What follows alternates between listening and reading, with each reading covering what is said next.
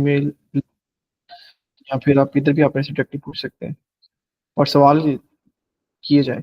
So hello everyone, अस्सलाम वालेकुम and good evening. This is Mohammad Daniyar Kamal, secretary STGs at the Burak association, and today or we will be having two sessions at the same pace. और आज के दिन we will be covering two topics. The first one will be the thematic areas और thematic areas in terms of United Nations and COPs. और जो other हमारे पास session होगा that will be on कि किस तरीके से हम लोग COPs के अंदर जा सकते हैं और किस तरीके से हम लोग प्रिपेयर कर सकते हैं अपने आप को COPs के लिए जाने के लिए और COPs के अंदर सिलेक्ट होने के लिए एज अ डेलीगेट और as an observer for the blue zone. क्योंकि ग्रीन जोन का जो आप कह रहे हैं बैज होता है वो सबको मिल सकता है, लेकिन जो ब्लू जोन का बैज होता है that needs to be gained from the United Nations. So let's start the recording the slides.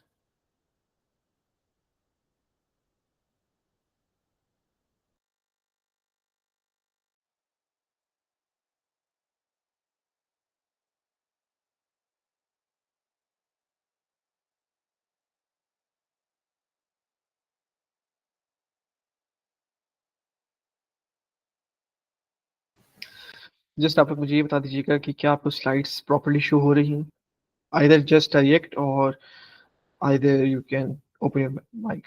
Thank you so much miss Amna. So आज का जो हमारा सेशन है विल बी कवरिंग, हम लोगों को पता है कि हमारा लास्ट सेशन है कि किस तरीके से we will be training you और we can train you for the COP 30 और COP 30 in terms of climate change. और ये ब्राजील के अंदर होने जाएगी और it will be from November 10 to 21 to 2025 tentative date use किया। हमारे पास टोटल 6 सेशंस थे जिसके अंदर से हमने 4 कवर कर लिए हैं और 2 जो हैं वो आज कवर करेंगे और उसकी जो रीज़न है I will be telling you at the very end. So हमारे पास जो सेशंस हमने कवर कर लिए थे those were the UNFCCC and its range. हम लोगों ने देखा था कि किस तरीके से यूएनजीए जो यूनाइटेड नेशंस जनरल असेंबली है वो काम कर रही थी इन टर्म्स ऑफ इन्वायरमेंट। उसके बाद किस तरीके से यूएनईपी की फॉर्मेशन थी, किस तरीके से यूएनईपी ने सक्सेस देखी अपनी और उसके बाद उसका जवाल आया था कि किस तरीके से यूएनईपी एक फेलियर के तौर पे अभी भी साबित हो रही है। Till now it is working, but yes it is at sometimes being considered as a major failure. उसके बाद हम लोगों ने देखा था कि किस तरीके से यूएनएफ ट्रिपल सी वजूद में आई और किस तरीके से यूएनएफ ट्रिपल सी अभी भी अपनी आप कह लें सक्सेस देख रही है। और यूएनएफ ट्रिपल सी के अंदर किस तरीके से हमारे पास मेजरली जो कॉन्फ्रेंसेज हो रही है जिसे वो कौन कौन सी हैं, इसकी बॉडीज कौन कौन सी हैं और जो कॉन्फ्रेंसेज हो रही हैं वो कॉन्फ्रेंसेस कॉप्स कहलाती हैं और उसका जो आप कह लें सेक्रेटेरिएट है वो किस तरीके से काम करे यूएनएफ ट्रिपल सी के अंदर। उसके बाद हम लोगों ने देखा था climate dynamics across world region जिसके अंदर हम लोगों ने डिस्कस किया था कि क्लाइमेट डायनेमिक्स या क्लाइमेट इम्पैक्ट्स जो हो रहे हैं वो डिफरेंट रीजन के अंदर किस तरीके से हो रहे हैं।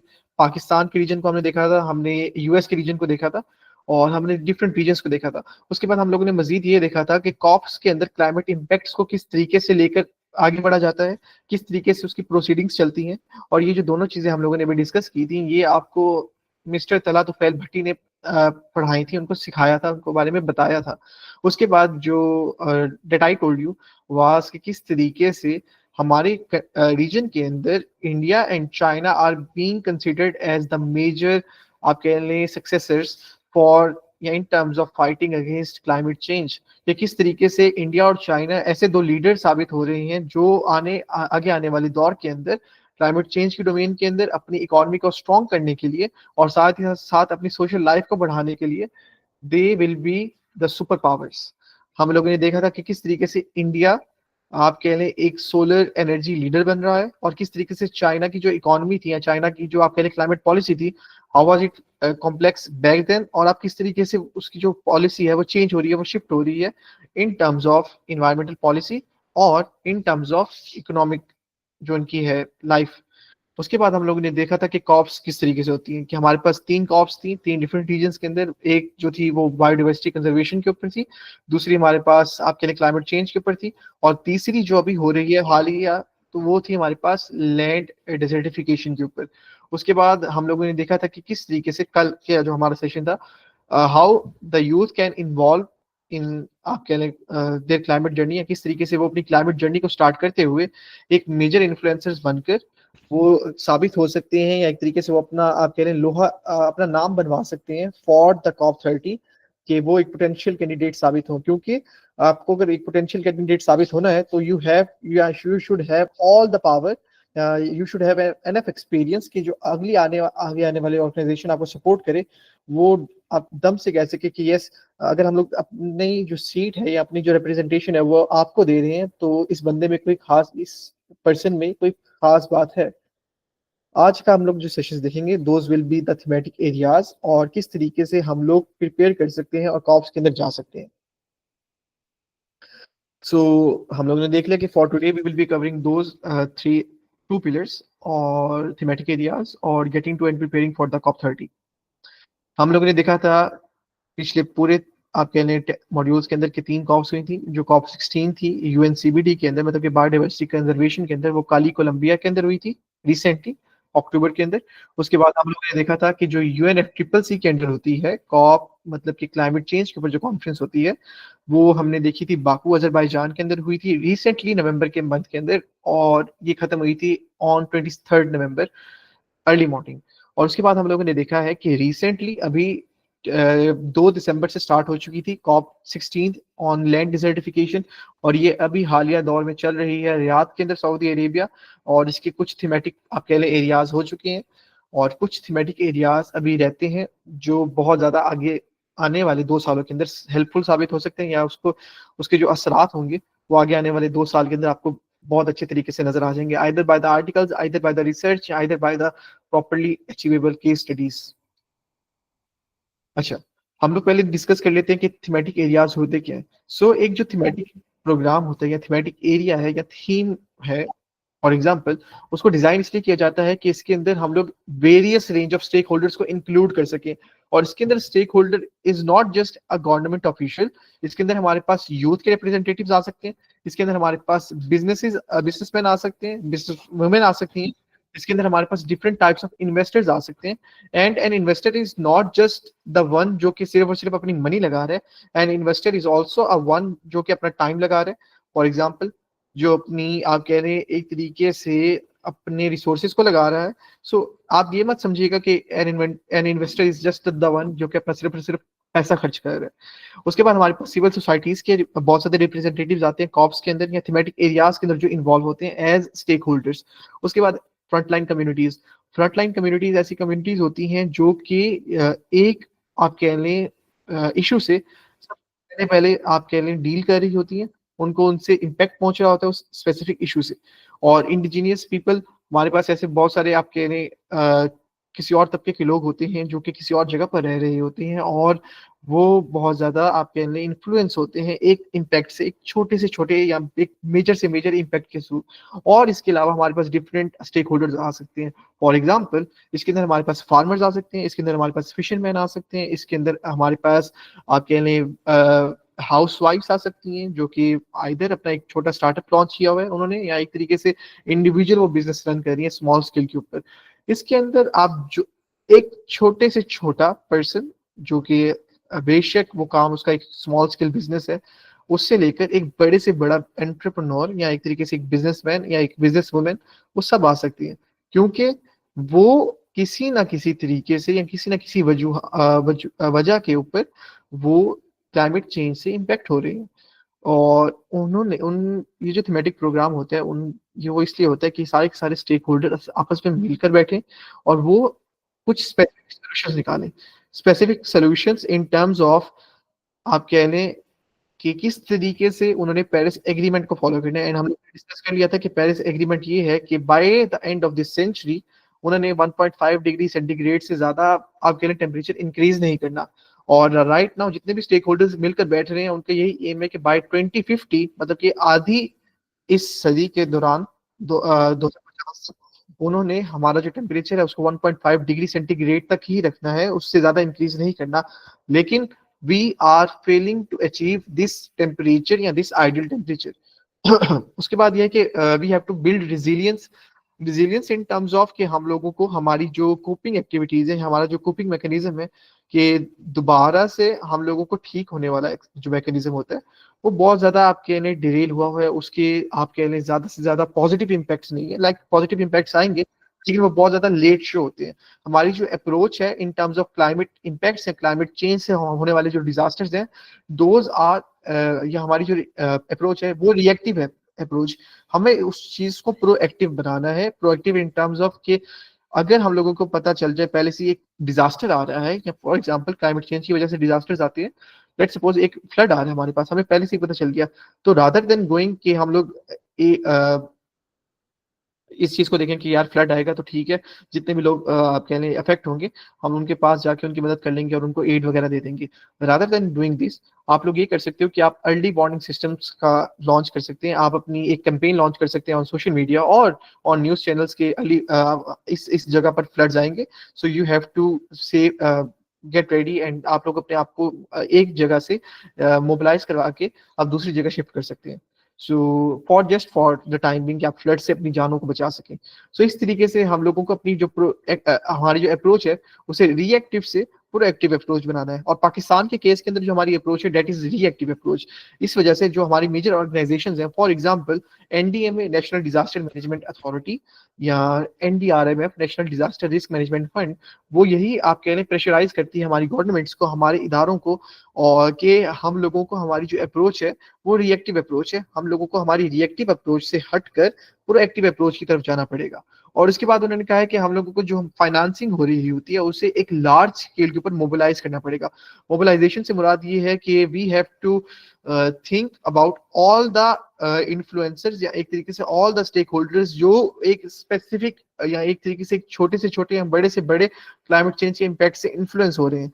हम लोगों को हमारी जो डिजायर्ड इनकम है या जो डिजायर्ड अमाउंट है या जो डिजायर्ड फाइनेंसेस हम लोगों ने डिवाइड किए होंगे, वो एक डिजायर्ड या एक स्पेसिफिक स्टेक होल्डर तक पहुंचनी चाहिए, और हम लोग को इस चीज को यकीनी बनाना पड़ेगा।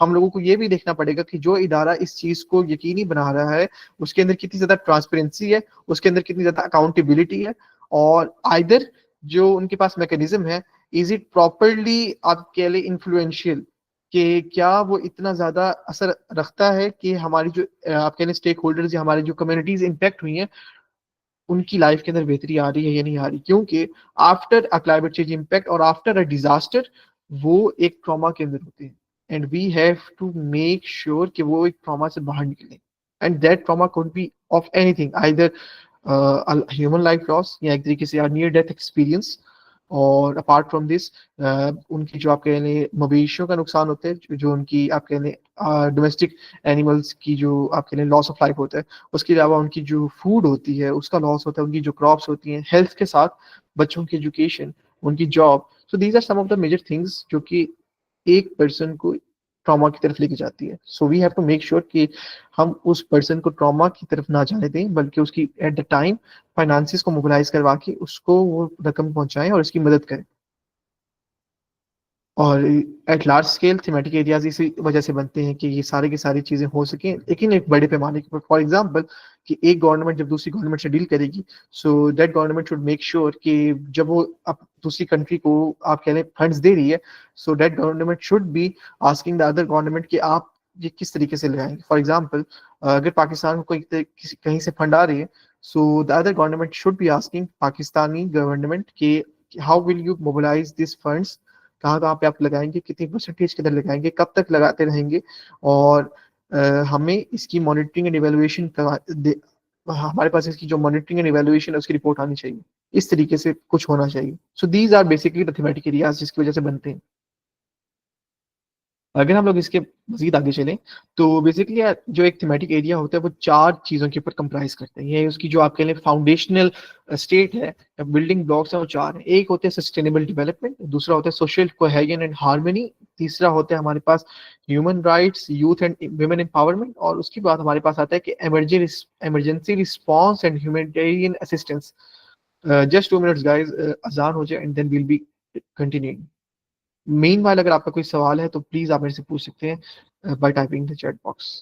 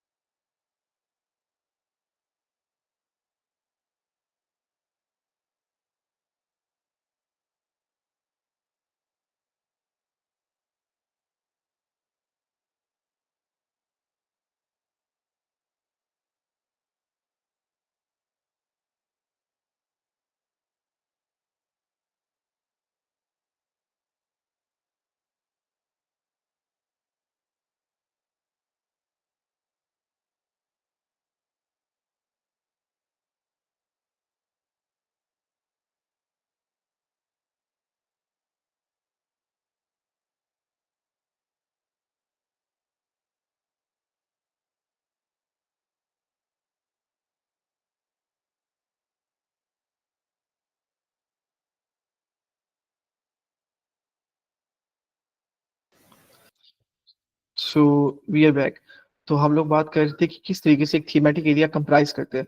सो number one building block is sustainable. Yes miss Samna, you have your question, please feel free to ask your question.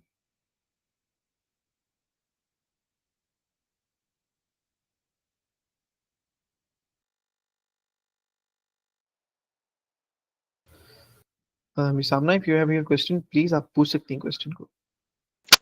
No, I don't have a question. I think it just happened by mistake. No worries, thank you so much. अच्छा, so हम लोग बात कर रहे थे कि किस तरीके से एक थीमेटिक एरिया के अंदर सस्टेनेबल डेवलपमेंट अपना किरदार अदा करता है। एक सस्टेनेबल डेवलपमेंट के अंदर हमारे पास थ्री बिल्डिंग ब्लॉक्स होते हैं: हमारी इकोनॉमी, हमारा आप कह लें इन्वायरमेंट, और हमारा सोशल लाइफ, हमारा social culture. So basically sustainable development के अंदर या एक थीमेटिक एरिया के अंदर हम इन तीनों चीज़ों को देख रहे होते हैं कि किस तरीके से हमारा इन्वायरमेंट को हम लोग प्रोटेक्ट करेंगे, हमारी इकोनॉमी को हम लोग बूस्ट अप करेंगे, और हमारी सोशल क्वालिटी, हमारा जो सोशल कल्चर है वो किस तरीके से ज़्यादा बेहतर बनेगा। So sustainable development is playing a major की रोल इन थीमेटिक एरिया। और सस्टेनेबल डेवलपमेंट के अंदर it is not just that कि हम लोग सिर्फ और सिर्फ फंड्स प्रोवाइड करते हैं। We can provide the help in terms of anything, either it could be the human resource जिसके अंदर हम लोग ह्यूमन वर्कफोर्स प्रोवाइड करते हैं, either it could be the money resource, either it could be the technological resource, it could be anything। उसके बाद sorry, social cohesion and harmony. So basically social cohesion and harmony जो है वो दो different terms हैं, और ये एक तरीके से ऐसे कॉन्सेप्ट्स हैं जो कि आपस में रिलेट तो करते हैं और इसके अंदर कनेक्टेडनेस भी होती है। सो सोशल कोहेजन के अंदर हमारे पास सोशल रिलेशनशिप्स की क्वालिटी और स्ट्रेंथ को और ज़्यादा यकीनी बनाया जाता है और ज़्यादा मजबूत बनाया जाता है, और इसे हम एक ऐसी ग्लू कहते हैं कि जो सोसाइटी को आपस में एक साथ होल्ड करती है, वो यूनाइट रखती है, और ये असेंशियल होता है पीस, डेमोक्रेसी और डेवलपमेंट को अचीव करने के लिए।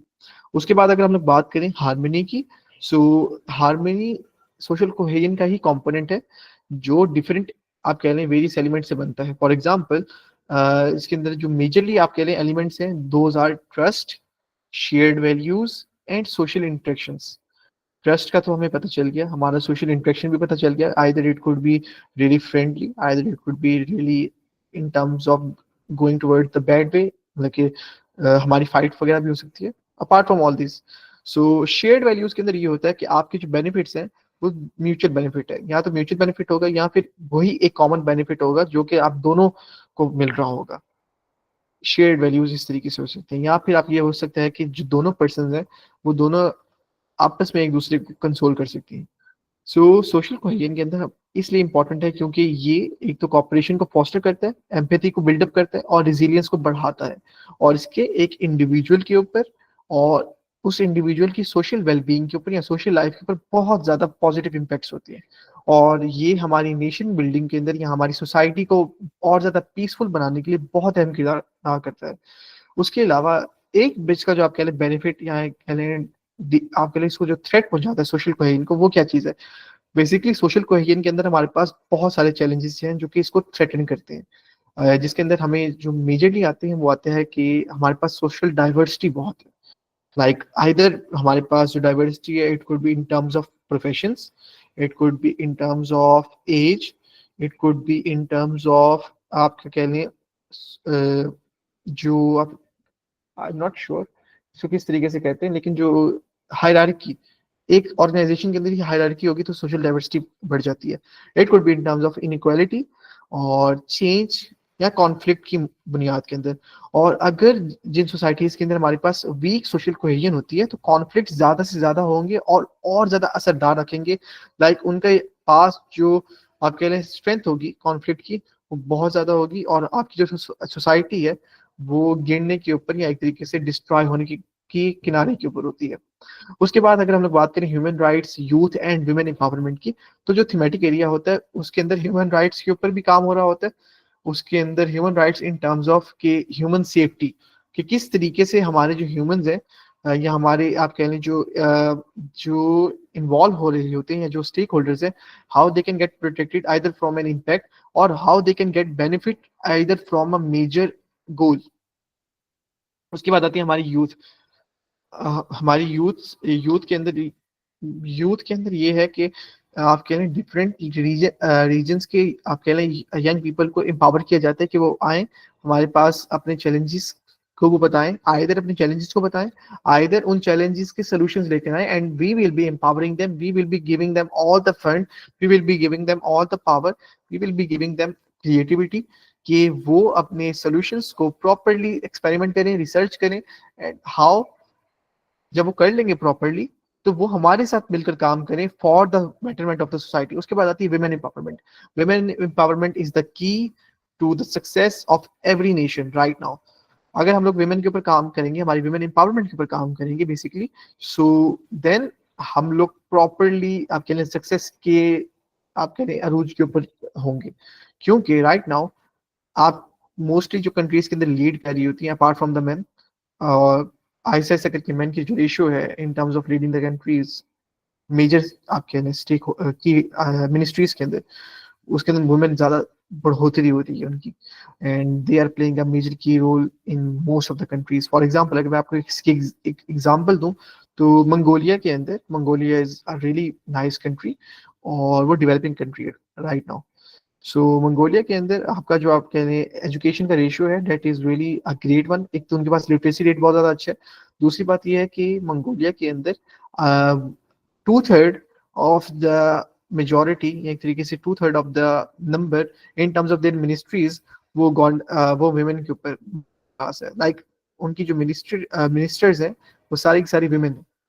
और एक और मैं आपको एक बहुत ही अच्छी एग्जांपल दे देता हूँ विमेन एम्पावरमेंट के हिसाब से, कि स्वीडन की जो इन्वायरमेंटल मिनिस्टर है she is also a women, और 2 साल हो गए उनको अपॉइंट हुए हुए। जब वो अपॉइंट हो रही थी she was just I am not sure either वो 24 ईयर्स की थी आइदर वो 26 ईयर्स की थी, और अगर अब हम लोग बात करें तो आइदर वो 26 की होंगी या 28 की होंगी।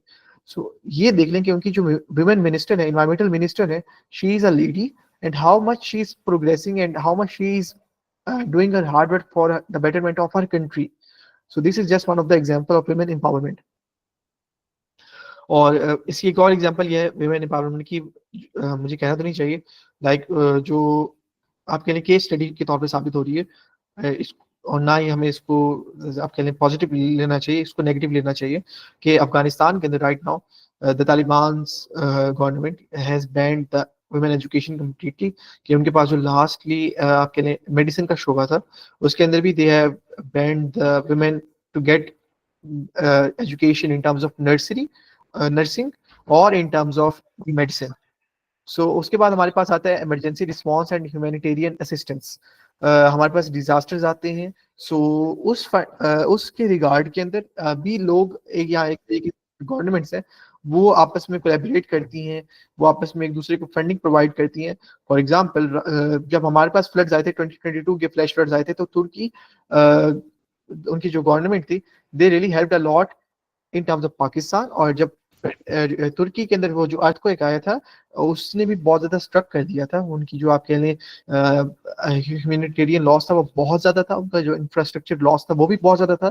तो इस वजह से हमारे पास जो मुस्लिम कंट्रीज थे मेजरली उन्होंने फोर फ्रंट के ऊपर आकर दे हेल्प अ लॉट, और उसमें भी पाकिस्तान आप कह लें बहुत ज्यादा शरीक था।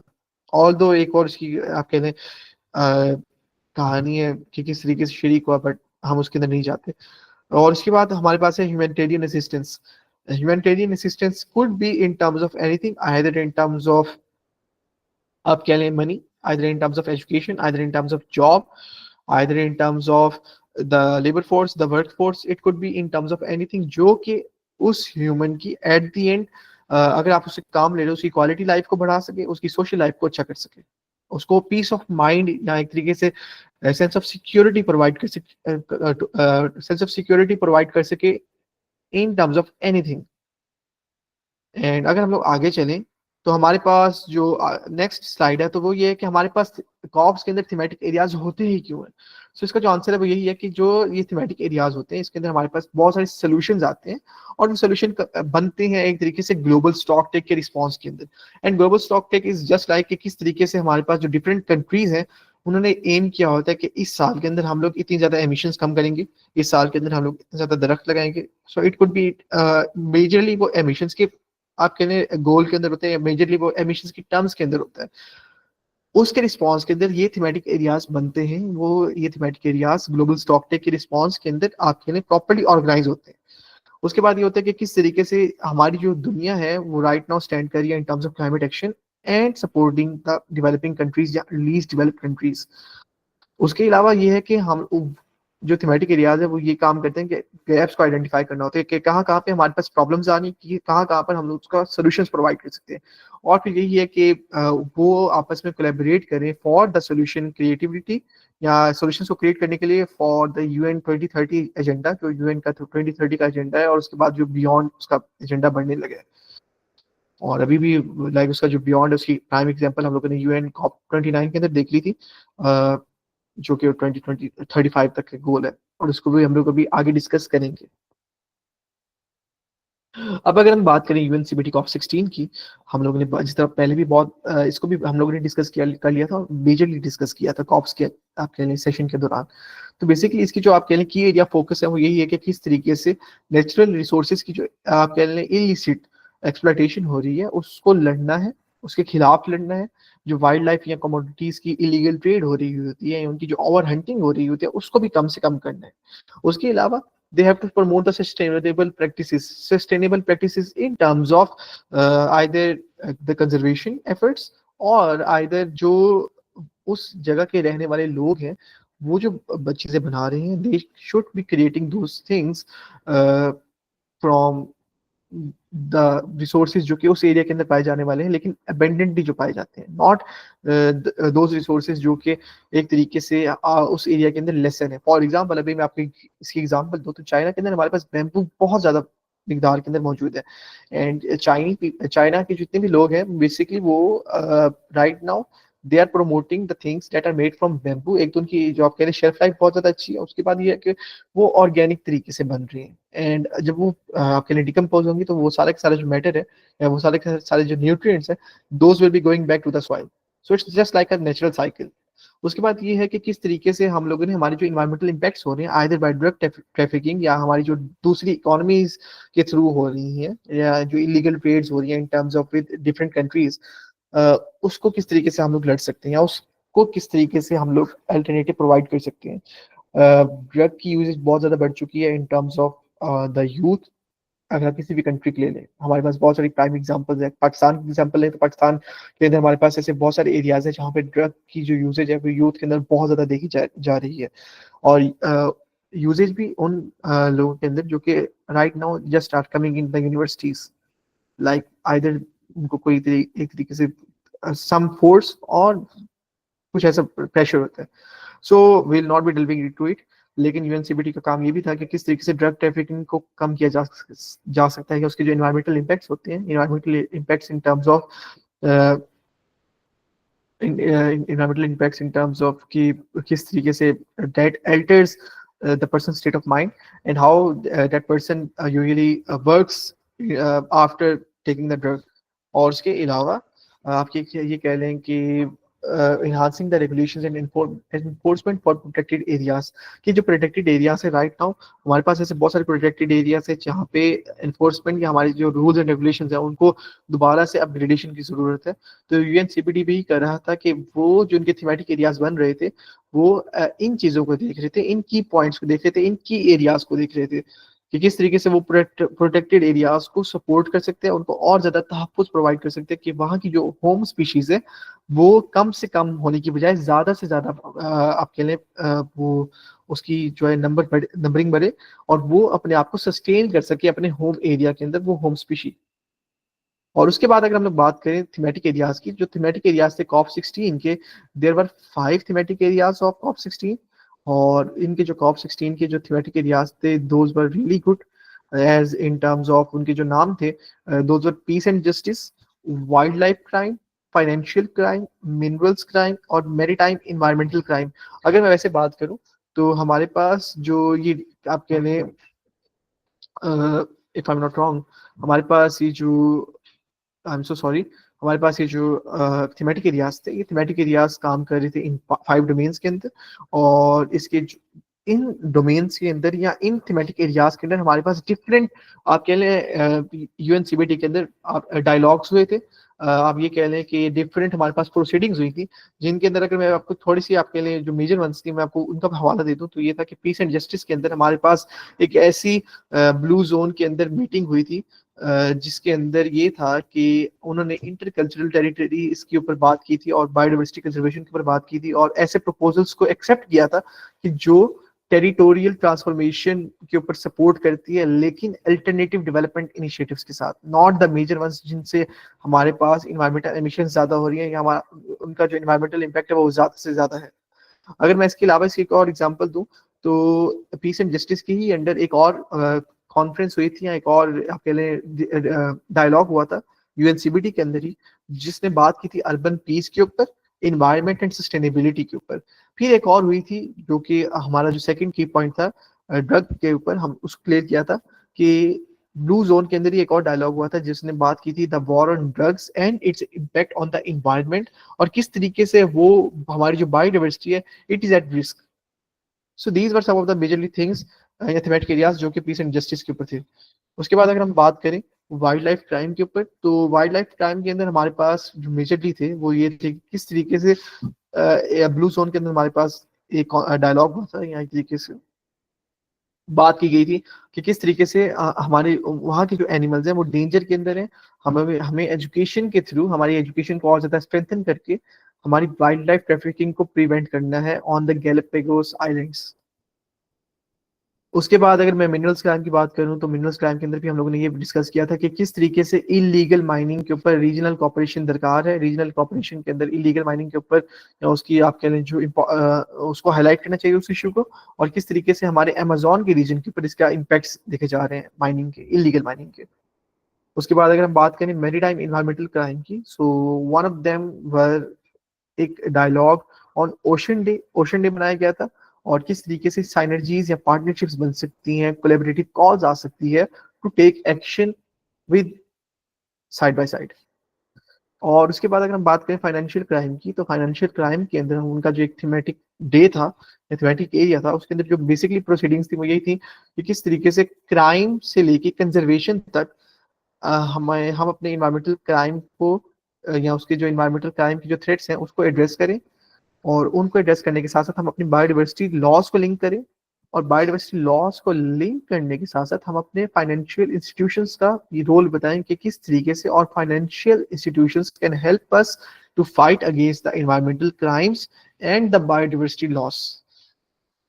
सो these were some of the thematic areas जो कि आप कह लें कॉप 16 के अंदर यूएनसीबीडी के हुए थे। अगर हम बात करें यूएनएफसीसीसी कॉप 29 की, हम लोगों को पता चल चुका है कि हमारी कॉप 29 हुई थी, और इसके अंदर हमारे पास गोल्स बने थे इन टर्म्स ऑफ क्लाइमेट फाइनेंसिंग। इस ये चीज को यकीनी बनाया था कि हर कंट्री अपने एक डिजायर्ड गोल तक ज्यादा से ज्यादा एक्शन लेगा, ज्यादा से ज्यादा अपने वेस्ट को और ज्यादा आपके लिए इनोवेटिव बनाएगा, ग्रीन बनाएगा, कि वो अपने गोल्स को अचीव कर सके। और उन्होंने ये कहा था कि हर कंट्री अपनी जो ग्रीन हाउस गैसेस एमिशंस है उससे कम से कम करेगा, और कम्युनिटीज को और ज्यादा स्ट्रॉन्ग करेगा, उनको और ज्यादा रेजिलियंट बनाएगा, उनको और ज्यादा एडेप्टिव बनाएगा, उनको और ज्यादा आप कह लें एम्पावर करेगा to fight against climate change, जो कि उस कंट्री के लिए एक कॉमन प्रॉब्लम अब कंसिडर हो चुकी है इन कॉप 29। सो कॉप 29 आप कह लें कि तकरीबन 200 कंट्रीज को आपस में एक साथ जुड़ने का मौका प्रोवाइड किया था कॉप 29 ने, और वो भी बाकू अजरबैजान के अंदर। ऑल तो जिसका मेजरली एक एग्रीमेंट था वो यही था कि ट्रिपल फाइनेंसिंग इनिशिएटिव को या एक तरीके से ट्रिपल फाइनेंस मैकेनिज्म को लॉन्च किया जाएगा, जो डेवलपिंग कंट्रीज को पैसा देगा, और पैसा भी इन अ सेंस कि 300 यूएसडी मतलब कि 300 बिलियन डॉलर्स को प्रोवाइड करेगा एनुअली टिल 2035, और it is 2 times greater as compare to the previous goal जो कि प्रोवाइड करना था 100 बिलियन डॉलर्स एनुअली। अगर हम इसकी बात करें तो हमारे पास कॉप 29 के अंदर बहुत सारे थीमेटिक एरियाज थे, और कॉप 29 हमारे पास एक तरीके से तीनों कॉप्स के अंदर सबसे लंबी चलने वाली कॉप होती है, एज इसकी जो ड्यूरेशन होती है वो 2 हफ्ते की होती है अमूमन। इसके अंदर हमारे पास पहले जो होती है वो होती है वर्ल्ड क्लाइमेट एक्शन समिट, कि जिसके अंदर हमारे पास सारे के सारे कंट्रीज के हेड ऑफ स्टेट्स, आपकी मेजर यूथ एनजीओज के लीडर्स, आपके बिजनेसमैन, आपके इंडिजिनियस पीपल के रिप्रेजेंटेटिव्स, और आपके जितने भी मेजरली स्टेक होल्डर्स होते हैं वो आपस में बैठते हैं, वो आपस में मिलकर बैठते हैं, और एक तरीके से जो कंट्रीज होते हैं वो अपने आपस में निगोशिएशंस करते हैं, वो अपने आपस में डायलॉग्स करते हैं कि किस तरीके से they have to make sure कि हमारी जो एमिशंस हैं वो नेक्स्ट ईयर इतने इससे ज्यादा ना गुजरे, या इतनी जो परसेंटेज है वो इतनी परसेंटेज को टच करे, वो इससे ज्यादा परसेंटेज को टच ना करे। That is named as world climate action summit, जिसके अंदर हमारे पास 200 डिफरेंट हेड ऑफ स्टेट्स आए थे इन COP29। उसके बाद जो इसके थीमेटिक एरियाज थे वो हमारे पास बहुत ज्यादा थे, एज हमारे पास फाइनेंस, इन्वेस्टमेंट एंड ट्रेड हुआ था, क्लाइमेट फाइनेंसिंग को देखा गया था, एनर्जी के ऊपर बात की गई थी एक थीमेटिक डे के अंदर, और इसके अलावा उन्होंने पीस, रिलीफ एंड रिकवरी को देखा था। एंड बाय एनर्जी उन्होंने ये ज्यादा से ज्यादा फोकस किया था कि we have to invest in renewables. उसके बाद साइंस, टेक्नोलॉजी एंड इनोवेशन एक उनका थीमेटिक डे था, और डिजिटलाइजेशन था कि किस तरीके से they have to change, they have to digitalize और नॉलेज एंड उनको जेनेटिक रिसोर्सेज के ऊपर ज्यादा से ज्यादा काम करना पड़ेगा। उसके अलावा दे एक जो हमारे पास आप कह लें थीमेटिक डे था, ये थीमेटिक एरिया था, वो था इंडिजिनियस पीपल, जेंडर इक्वालिटी, और इसके साथ हमारे पास जो एक और था, तो वो ये था कि अच्छा, जो हेल्थ एजुकेशन और human development, children and youth है, वो एक दिन ही मनाया गया था। और जो स्लैश का मतलब ये नहीं है कि आइदर हेल्थ को बनाया गया था या आइदर एजुकेशन को बनाया गया था, स्लैश का मतलब ये है कि दोनों चीजों को, दोनों थीम्स को एक साथ एक ही दिन पर मनाया गया था, क्योंकि हमारे पास ज्यादा दिन नहीं थे। फूड, वाटर एंड एग्रीकल्चर के अंदर हमारे पास स्मार्ट एग्रीकल्चर को ज्यादा से ज्यादा फोर्स किया गया था कि स्मार्ट एग्रीकल्चर को हम लोग यूटिलाइज करें, और अर्बनाइजेशन, ट्रांसपोर्ट एंड टूरिज्म को भी देखा गया था। Tourism in sense of eco tourism, green tourism, या आप कह लें सस्टेनेबल टूरिज्म, और ओशंस, कोस्टल जोन्स और नेचर एंड बायोडाइवर्सिटी को भी देखा गया था। ओशन कोस्टल जोन्स को इस तरीके से देखा गया था कि इसको एज ए क्लाइमेट पाइनेक्सस ट्रीट किया जाता है, कि हमारा जो ओशन है, हमारी जो बायोडाइवर्सिटी है, हमारी जो क्लाइमेट है, वो तीनों आपस में एक दूसरे के साथ क्लोजली लिंक करते हैं, और अगर एक चीज को नुकसान पहुंचेगा तो अल्टीमेटली बाकी दोनों चीजों को भी नुकसान पहुंचेगा। इसे कहते हैं क्लाइमेट पाइनेक्सस। अगर हम बात करें यूएनसीसीडी COP16 की, तो यूएनसीसीडी COP16 हमारे पास एक क्रिटिकल माइलस्टोन से भी ज्यादा की अहमियत रखता है। क्यों? क्योंकि इसके अंदर ये हमारे पास एक ऐसा मोमेंट है जिसके अंदर ज्यादा से ज्यादा जितने भी कंट्रीज हैं वो अपने एम्बिशंस को शेयर करेंगी, वो नए से नए गोल्स बनाएंगे, ये गोल्स बनाएंगे कि किस तरीके से वो अपनी जमीन को आपके लिए तहफ़्फ़ुज़ फराहम कर सकता है, प्रोवाइड कर सकता है द प्रोटेक्शन, और किस तरीके से वो हमारी अपनी क्रॉप्स को ड्राउट रेजिलियंस बनाएगा, और वो पीपल सेंटर्ड अप्रोच रखेगा कि वो अपने स्टेक होल्डर्स को, वो अपनी पब्लिक को ज्यादा से ज्यादा अहमियत का प्रोवाइड करेगा, और वो लोगों के आप कह लें व्यूज को भी ज्यादा से ज्यादा रखेगा, या उनको ज्यादा से ज्यादा गौर करेगा। और जो यूएनसीसीडी की कॉप है, United Nations Convention to combat desertification, ये ग्लोबल वॉइस है फॉर द लैंड, और ये one of the major UN treaties की भी one of the major treaties भी खिलाए जाते हैं as in terms of Rio Convention, और ये क्लाइमेट एंड बायोडाइवर्सिटी के अलॉन्ग साइड सेलिब्रेट किया जाता है, ये मनाया जाता है कि इसको हैपनिंग होती है। और राइट नाउ इसकी जो डिसीजन मेकिंग बॉडी है दैट इज 197 पार्टीज, जिसके जिसके अंदर हमारे पास जो 196 हैं वो कंट्रीज हैं, और 197 के अंदर जो हमारे पास एक शुमारियत है वो यूरोपियन यूनियन की है अलॉन्ग साइड। इसके जो थीमेटिक डेज हैं वो है land day, governance day, agri food system day, people's day, UN policy adoption day, resilience day, science technology and innovation day, finance day, और फिर हमारे पास जो 13th ऑफ दिसंबर है that will be the closing day, जिसके अंदर हमारे पास final result आएगा कि किस तरीके से हमारे पास जो कंट्रीज हैं उन्होंने क्या क्या प्लेजेस किए हैं कि दो आगे आने वाले 2 सालों के अंदर क्या क्या हमारे पास गोल्स करेंगे। और राइट नाउ भी ये कॉप हो रही है, इस वजह से राइट नाउ प्रॉपरली इसकी डॉक्यूमेंटेशन मैं आपको नहीं बता सकता, लेकिन इंशाल्लाह with in the coming after 2 weeks I will be telling you कि किस तरीके से COP16 ने प्रोग्रेस दिखाई है। अच्छा, so this was from my side till now कि हम लोगों ने थीमेटिक एरियाज को डिस्कस कर लिया था। If you want to know anything about me you can just hit me up with a text on LinkedIn, on my Gmail, मैं आपको जीमेल भी प्रोवाइड कर दूंगा if you have a properly solution problem. Right, जब मैं आपको last time मैंने मेरे ख्याल से स्लाइड्स पढ़ाई थी, फर्स्ट लेक्चर था हमारा, फर्स्ट मॉड्यूल था, तो उसके अंदर कॉइन 19 का लोगो था। और मैंने आपको ये बताया था कि yes, I was working with coin 19 की जो ऑर्गेनाइजिंग कमेटी थी, और उसके अंदर मेरा जो काम था वो यही था कि किस तरीके से हम लोग वीआईपीज को बुला सकते हैं, उनको मैनेज कर सकते हैं, and I was serving my role as the unit lead. UNCCD का लोगो इस तरीके से एडिशन, एक चीज में मत ये है कि right now I am just doing all my packing and I am just packing up my luggage as I have to leave from my home town to Lahore, क्योंकि tomorrow night I have to leave for COP 16 in Riyadh, or I'll be joining the COP 16 for the thematic areas and for the thematic days of आपके लिए finance day, policy adoption day और resilience day, और 9th of December को भी मैं join करूंगा for their science technology and innovation day. ये जो 5 दिन है, ये जो 4 दिन है, इनको मैं ज्वाइन करूंगा। और अपार्ट फ्रॉम दिस मैं 13th ऑफ दिसंबर को जो इनकी नेगोशिएशंस या क्लोजिंग डे होता है, I will be joining that day. मैं अब आपको प्रोसेस बता दूं कि किस तरीके से यू कैन अप्लाई। मेरी तरफ से यही होगा कि फर्स्टली प्लीज आप लोग अपनी प्रोफाइल्स को बहुत ज़्यादा स्ट्रॉन्ग कर लें। Either it could B through your climate journey. Climate journey कुछ भी फॉर्म में हो सकती है, किसी वेब फेलोशिप को ज्वाइन कर लें, किसी इंटर्नशिप को ज्वाइन कर लें, किसी वेबिनार को ज्वाइन कर लिया, किसी सेमिनार को ज्वाइन कर लिया, किसी कॉन्फ्रेंस का पार्ट हो गए। Apart from this you can be a part of an organization.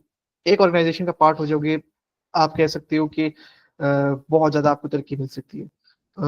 एक से ज़्यादा कहोगे मैनेज करना थोड़ा सा मुश्किल हो जाता है, लेकिन यस, आपको आगे आने वाले में बेनिफिट ज़्यादा लगता है। आपको ये राइट ना, आपको ये लगेगा कि यार अनपेड है, कुछ नहीं होता, पेड है, कुछ पेड ना भी हो, अनपेड अपॉर्चुनिटीज कर लो, थोड़े अरसे के लिए कर लो। आई एम नॉट सेइंग कि यार आप 2 साल 2.5 साल के लिए लगातार अनपेड की तरफ जाओ। What you can do is go for unpaid opportunities if you are availing. अगर आपको लगता है कि फ्यूचर के अंदर मुझे ये ज्यादा से ज्यादा आप कहने फायदा देगा। और आफ्टर सम टाइम मेरा जो मानना है वो ये है कि if not 6 months, if not 1 year, if not 2 years, आपको आपका रिजल्ट मिल जाता है। Either you get start from your page और either you get start from such marvellous opportunities. मैंने जिस तरीके से ज्वाइन किया कॉप 16 को, या कॉप 16 को मैं किस तरीके से ज्वाइन करने जा रहा हूँ, वो यही था कि मैंने ब्राक एसोसिएशन के रेफरेंस से, या ब्राक एसोसिएशन को रिप्रेजेंटेशन के लिए I will be joining COP 16। और उसका जो प्रोसेस था वो यही था कि basically I contacted one of my friends जो कि कॉप 29 के अंदर गए थे, और he help me to get an accreditation.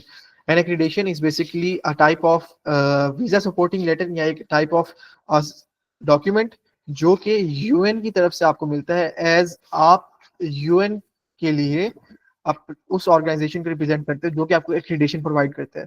और जो ऑर्गेनाइजेशन आपको एक्रीडेशन प्रोवाइड करती है, या आपको जो डॉक्यूमेंट प्रोवाइड करती है वो ऑर्गेनाइजेशन आपको बेसिकली वो यूएन की तरफ से रजिस्टर्ड होती है। So you are getting that document from a registered organisation of the UN. और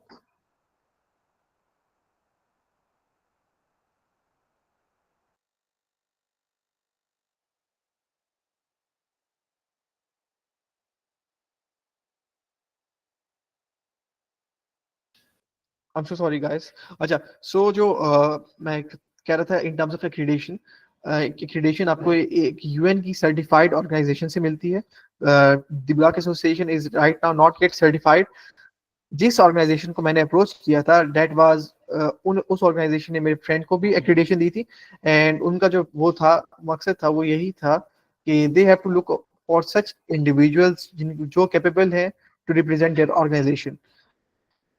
राइट नाउ अपने लिंक्डइन को आप मजबूत करें। I will be making sure कि आप लोग नेक्स्ट ईयर जिस ऑर्गेनाइजेशन से मुझे एक्रीडेशन मिली है, मैं आपको एक्रीडेशन प्रोवाइड कर सकूं। एज मेरी यही ख्वाहिश होगी कि आप में से कुछ इंडिविजुअल्स आइदर, इफ नॉट, मैं सबको, मेरी ख्वाहिश तो ये कि मैं 20 के 20 लोगों को ले जाऊं। I try my best. So I make sure कि आप सारे के सारे 20 के 20 पीपल्स नेक्स्ट ईयर जाओ, लेकिन उसके लिए जस्ट वन कमिटमेंट अपने साथ कर लें, खुद के साथ कर लें, नॉट विद मी, कि you will be making yourself strong enough to represent Pakistan for the COP 16 UNCCD. और right now if I am not wrong, जितने भी मैंने डेलीगेट्स देखे हैं पाकिस्तान की तरफ से, जिनको मैं जानता हूँ, आइदर मैक्सिमम 6 लोग पाकिस्तान की तरफ से जा रहे हैं फॉर यूएनसीसीडी कॉप 16। हमारे पास कॉप 29 के अंदर बहुत ज्यादा लोग थे, COP16 के अंदर मैंने अभी तक किसी को नहीं देखा था जो COP बायोडाइवर्सिटी के ऊपर गए थे, काली कोलंबिया के अंदर। लेकिन COP16 रियाद के अंदर राइट नाउ 6 लोग जा रहे हैं पाकिस्तान की तरफ से, जिनको मैं पर्सनली जानता हूँ। और अपार्ट फ्रॉम दिस, एक्रीडेशन के बाद क्या प्रोसेस होता है? एक्रीडेशन के बाद basically you have to apply for the blue zone visa application, जो कि यूनाइटेड नेशंस की ही उस कॉप की वेबसाइट से आपको मिल जाती है। जब आप अप्लाई कर रहे होते हो तो वो जो वीजा होता है वो आपको कंप्लीटली फ्री होता है, एज वो यूनाइटेड नेशंस की तरफ से मिल रहा होता है आपको। और वो जो वीजा होता है that is of government visa, आपको एक प्रोफेशनल की तरफ, प्रोफेशनल के साथ जैसा ट्रीट किया जाता है। एंड आपका जो वीजा का स्टेटस होता है that is the government visa, it is not like a regular visa, just like a travel visa. Travel visa नहीं होता, क्योंकि आप काम करने की हैसियत से जा रहे हो, you are there, you are going there for negotiations. then you have to make your progress, you have to make या एक तरीके से you have to book your tickets, and then you have to go and do your work जो कि आप करना चाह रहे होते हैं। अपार्ट फ्रॉम दिस, फंडिंग का क्या सीन होता है? फंडिंग के लिए वैसे जो मैंने किया है राइट नाउ वो यही था कि मेक अ फंडिंग प्लान। एक तरीके से एक फंडिंग प्लान जनरेट कर लो, और उस फंडिंग प्लान के अंदर if not all the things कि आपको क्या क्या लिखना चाहिए, दो चीजें मेजरली लिख लो। आपका कितने दिन का स्टे होगा, एज ये आपकी जिम्मेदारी होती है, यहाँ ये आपके ऊपर होता है कि प्रॉपर पूरी कॉप आपने अटेंड करनी होती है आइदर, या फिर आप कॉप के कुछ दिन अटेंड कर लो, it's up to you. Make a funding plan. अब फंडिंग प्लान के अंदर बेसिकली क्या होता है, आपकी फ्लाइट टिकट्स आती हैं, यू कैन बुक या you can look for the आप कह रहे हैं एयर ट्रेवलिंग कंपनीज जो कि आपको लेके जा सकती हैं for the desired country.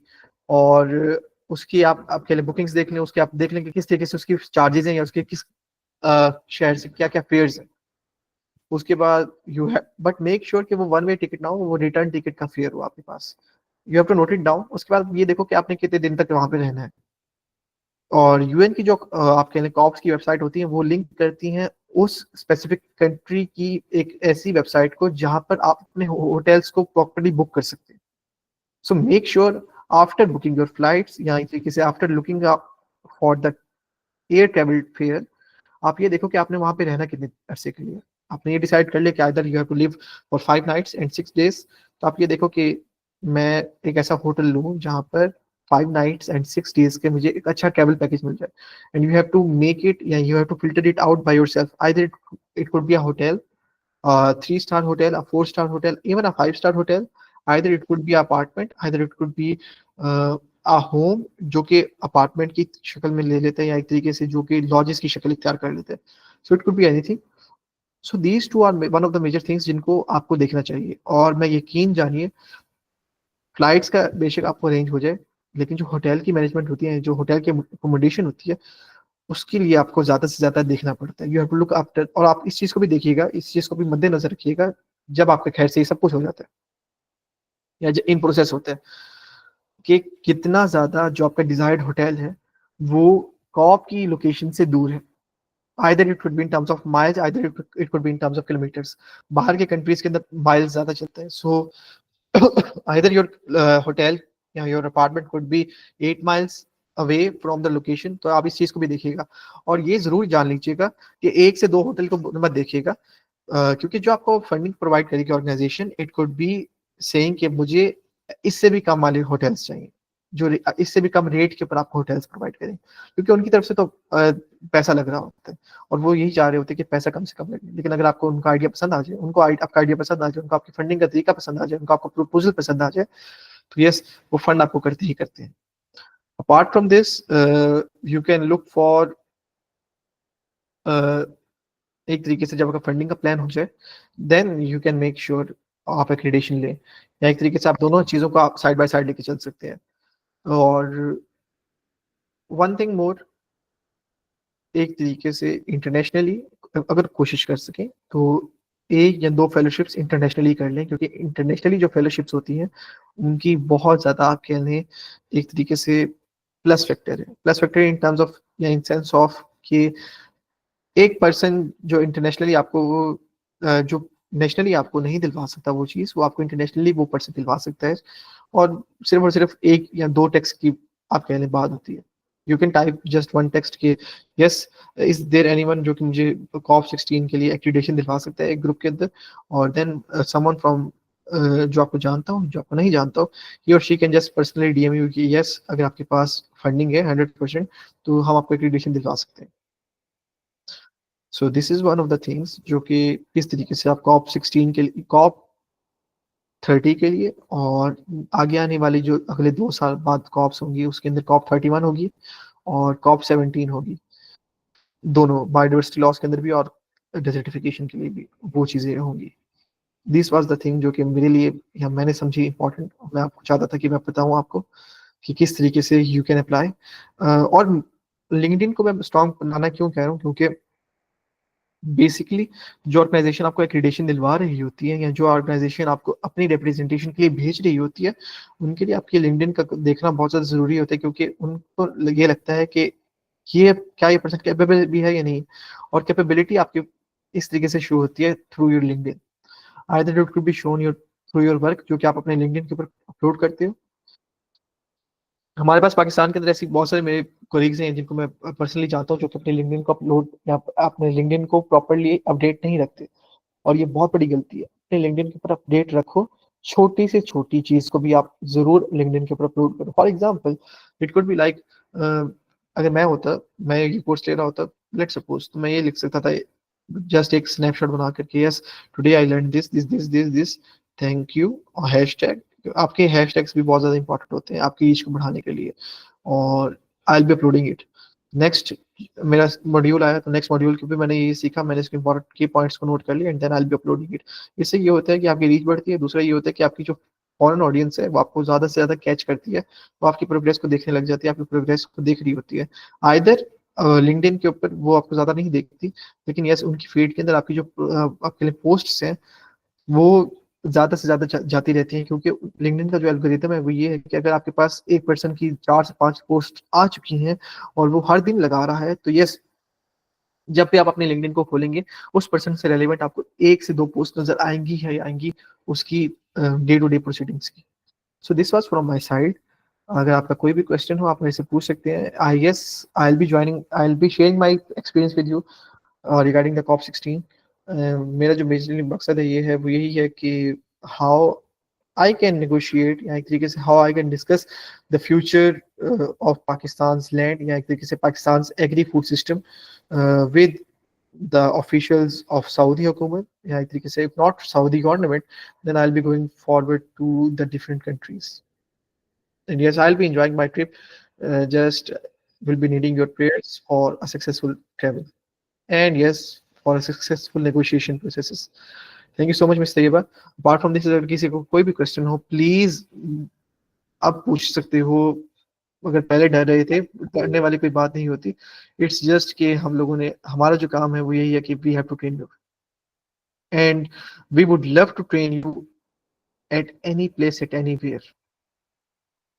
So please once again अगर आपका कोई भी क्वेश्चन है आप पूछ सकते हैं. आप आराम से बिला झिझक पूछिए, और पूछने से आप ये कह लें कि कोई बुराई नहीं है पूछने के अंदर. आप आराम से पूछ सकते हैं. पक्का कोई क्वेश्चन नहीं है तो just let me know.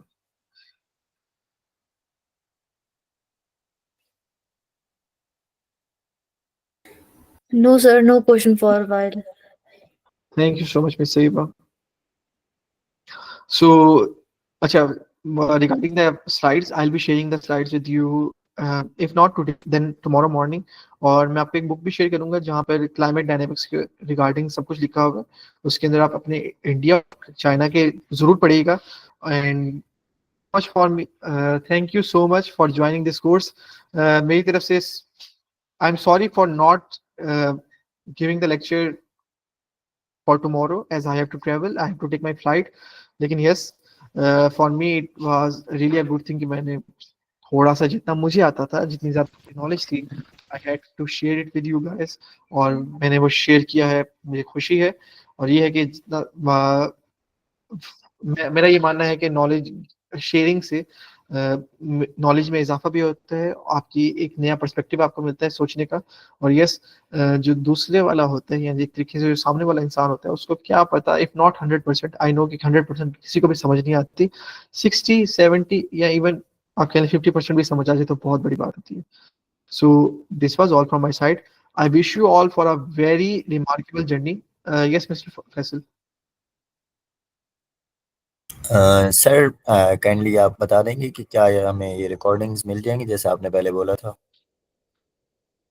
Yes, Mr. Faisal, आपको रिकॉर्डिंग्स मिल जाएंगी। If I'm not wrong, मेरे ख्याल से ग्रुप के अंदर फर्स्ट 2 लेक्चर्स की रिकॉर्डिंग शो हो चुकी है। Thank you mister Hiba. आपको रिकॉर्डिंग साइड बाय साइड मिल जाएगी, मेरी टीम उसको थोड़ा सा एडिट करके they are uploading and they will be sharing the recordings. आप इस रिकॉर्डिंग को कभी भी सुन सकते हैं। और yes, I will be sharing the slides with you, if not today then by tomorrow morning. So thank you so much. I wish you all a very best of luck for your forward journey. और मैं यही चाहता हूँ कि आप लोग climate की domain को भी देखो, जरूर देखो। इफ नॉट इसको 100% नहीं तो थोड़ा सा भी देख लोगे तो काफी आप लोगों की। मजीद ये कि looking forward to seeing you all. अल्लाह पाक आपको बहुत ज़्यादा तरक्कियाँ दे, आपको ढेर सारी खुशियाँ दे एंड वो ज़ात आपको ढेर सारी कामयाबियाँ दे। Thank you so much for attending this course. This was me, Mohammad Danial Kamal, Secretary STGs at the Burak Association and co-founder at VED Resilience and Adaptation, signing off for this course. Looking forward to seeing you all either personally or virtually in a webinar or in a course or in a workshop like this. So thank you, Khuda Hafiz, Shab Bakhair, and good night.